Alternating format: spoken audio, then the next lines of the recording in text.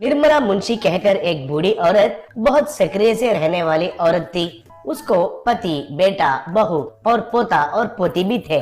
उनका बात कहे तो उनका घर में सब पालन करते हैं। अगर किसी को कोई आपत्ति आया तो निर्मला उनको अच्छा सलाह देती थी। घर में सब काम करने के साथ साथ बाजार को स्कूटर पर जाकर घर के लिए सारा सामान भी लाती थी। उतना ही नहीं, वो एक ठेले पर पकोड़े तैयार करके बेचती भी थी। उसका पति उसको काम में मदद करता था। हमेशा ठेले के पास पति मुंशी से, "ए मुंशी, हमें इस उम्र में ये पकोड़ी बेचना जरूरी है क्या? हमारा बेटा हमें आराम करने के लिए कह रहा है ना। हमें इस ठेले पर मिले पैसे नहीं होने से भी हम जी सकते हैं ना?" कहता था। तब मुंशी, अरे ये क्या है, हर रोज तुम्हारा ये बहस। आराम करके क्या करोगे बताओ? घर में बैठकर टीवी देखने के अलावा क्या करोगे? बच्चे तो ऐसे ही कहते हैं, लेकिन हमें हिम्मत होने तक उन पर बोझ नहीं पड़ना चाहिए। एक के ऊपर आधार करके जीना कभी भी अच्छी बात नहीं है, जरा समझो, बोलती थी। मुंशी का बेटा एक ब्रेड फैक्ट्री में डिलीवरी बॉय जैसा काम करता था।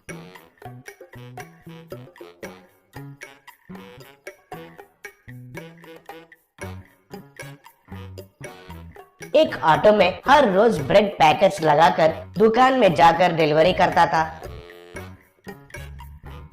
उस ब्रेड फैक्ट्री का मालिक एक नंबर का कंजूस और कमीना था। वेतन देते समय कुछ न कुछ बहाने बनाकर काम वालों को कम पैसे देता था। एक दिन इस बात पर मुंशी का बेटा मालिक से झगड़ा करने लगा।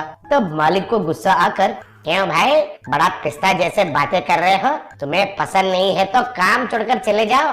तुम्हें कोई रहने के लिए विनती तो नहीं कर रहे हैं ना इधर?" कहा। तब वो, "फिर तो ऐसे ही कीजिए, मेरा वेतन मुझे दे दीजिए, मैं चले जाता हूँ।" कहा। तब मालिक, "वेतन? कौन सा वेतन? काम छोड़कर जाने वालों को इधर वेतन नहीं देता हूँ। चाहिए तो उस वेतन के हिसाब का ब्रेड पैकेट जितना चाहिए उतना ले लो। ज्यादा बोला तो वो ब्रेड पैकेट्स भी नहीं देता हूँ," कहकर धमकी दिया।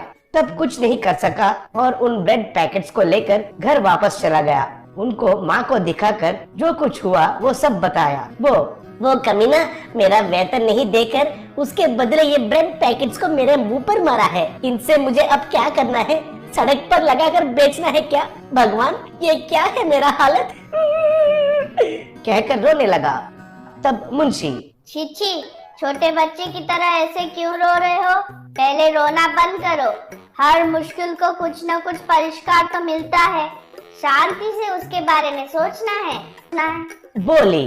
तब पति, "उसका नौकरी गया और वो रो रहा है तो उसको हिम्मत देना छोड़कर ऐसे क्यों बात कर रही हो मुंशी? अब इस समस्या से कैसे बाहर आना है बताओ?" पूछा। तब मुंशी, "आप भी हर बात पर भड़क जाते हो, पहले मुझे सोचने दीजिए।" बोली। अगले दिन सुबह मुंशी, "बेटा, इस ब्रेड का एक्सपायरी डेट तो 1 हफ्ते तक रहता है ना, इसलिए इस ब्रेड से मैं पनीर पैकेट्स बनाकर बेचती हूँ। अगर ये आइटम लोगों को पसंद आया तो हम पकौड़े बेचना छोड़कर आराम करेंगे। बाद में तुम पनीर पैकेट्स बनाकर बेचो।" बोली। उसके लिए ठीक है कहकर बेटा ने बात मान लिया। अगले दिन ठेले पर ग्रैंड माँ का पनीर पैकेट कहकर एक बोर्ड लगाई।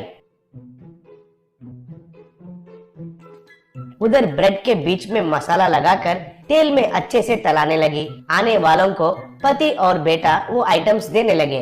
वो खाकर लोगों को उसका स्वाद बहुत पसंद आया।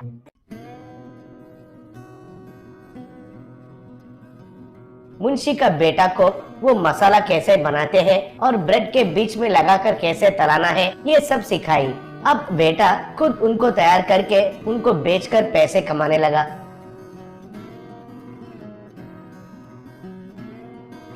कुछ दिन ऐसे गुजर गए। ठेले के पास लोग ज्यादा आने लगे, पैसे भी अच्छे से मिलने लगे।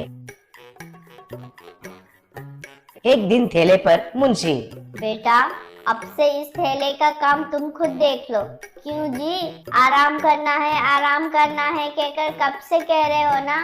चलो, अब हमें जाकर आराम करने का समय आ गया है।" बोली। तब से लेकर मुंशी और उसका पति घर में आराम करने लगे।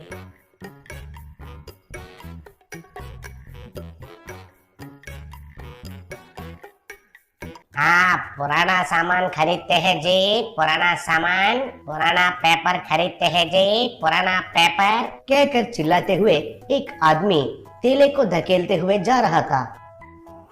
उसका नाम बग्गा था। बग्गा ऐसा पुराना सामान और पुराना पेपर को खरीदकर उनको ले जाकर स्क्रैप दुकान में बेचकर पैसे कमाता था। बग्गा उसकी बीवी और बच्चों के साथ एक छोटा